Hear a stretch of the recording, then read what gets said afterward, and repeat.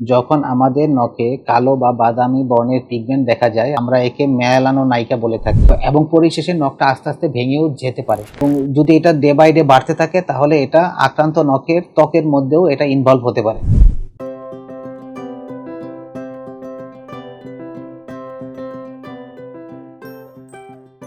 আসসালামু আলাইকুম, আমি ডাক্তার আব্দুল্লাহ ফয়সাল, চর্ম ও যৌন রোগ বিশেষজ্ঞ হিসেবে কর্মরত আছি বাংলাদেশ স্পেশালাইজ হসপিটাল, শ্যামলী, ঢাকা। যখন আমাদের নখে কালো বা বাদামি বর্ণের পিগমেন্ট দেখা যায় আমরা একে মেলানোনাইকা বলে থাকি। আমাদের আশেপাশে অনেকেই এই রোগে আক্রান্ত হয়ে থাকে।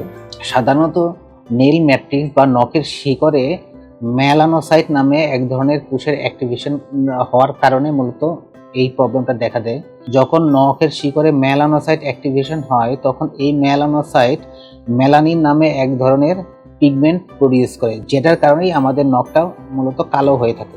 এই নখের শিকড়ে মেলানোসাইট অ্যাক্টিভেশন অনেক কারণে হয়ে থাকে, তার মধ্যে অন্যতম একটি প্রধান কারণ আঘাত।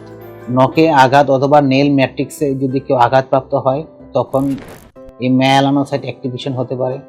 পাশাপাশি নখের যে কোনো প্রদাহের কারণেও বা নখের যে কোনো ইনফ্লামেশনের কারণেও এটা হতে পারে। পাশাপাশি নখের ব্যাকটেরিয়া বা ফাঙ্গাল ইনফেকশনের কারণে হতে পারে। বিভিন্ন ধরনের ড্রাগস যেমন anti cancer drug, antiviral drug, anti malarial ড্রাগের কারণেও আপনার এই মেলানোনাইকা হতে পারে। শুরুতে দেখা যায় যে নখের রংটা হালকা বাদামি বর্ণের হয়ে থাকে, পরে দিনকে দিন এটা গাঢ় কালো রঙের হতে থাকে। পাশাপাশি নখের যে অংশে বেশি কালো থাকে সেখানে নখের স্ট্রাকচারটা পরিবর্তন হয়, নখ প্লেটটা পাতলা হতে পারে, ফলে নখের আকারও পরিবর্তন হতে পারে। এবং যদি এটা ডে বাই ডে বাড়তে থাকে তাহলে এটা আক্রান্ত নখের ত্বকের মধ্যেও এটা ইনভলভ হতে পারে এবং পরিশেষে নখটা আস্তে আস্তে ভেঙেও যেতে পারে।